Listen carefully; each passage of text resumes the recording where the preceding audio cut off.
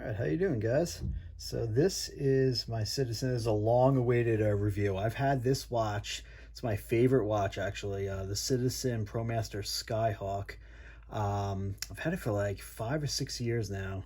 I've been meaning to do a review on it, but this watch is just absolutely awesome. If you want bells and whistles with a watch, this is pretty much it. So I'll try to zoom in a little bit on some of the features here. But this is, I mean, it has everything you could possibly think of. The backlight, it's got, calendar mode. You can switch to the digital time there, time zones, 2 alarms, UTC time, chronograph, timer, you name it. I mean, it's amazing. It even tells you, it picks up the atomic signal every night at about 1 a.m., I'd say. Sometimes it's tricky to get some reception, but it's usually pretty good. You can usually catch it, decently, and it will actually tell you whether or not you got the reception for it and it updated.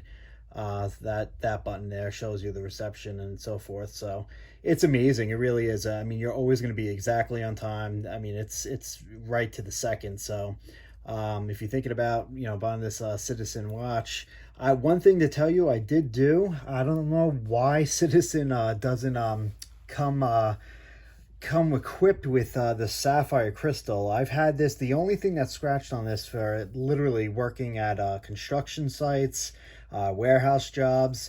It comes with mineral glass, and that was starting to scratch up. So I did send that in, and I got this nice domed sapphire crystal put on there, and it's so much clearer and nicer. So that's the one recommendation I would definitely make with this.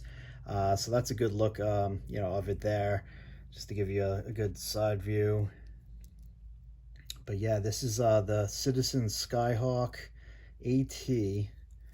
And yeah, that's pretty much it. Any questions or comments, let me know in the comments section, and I'll get back to you.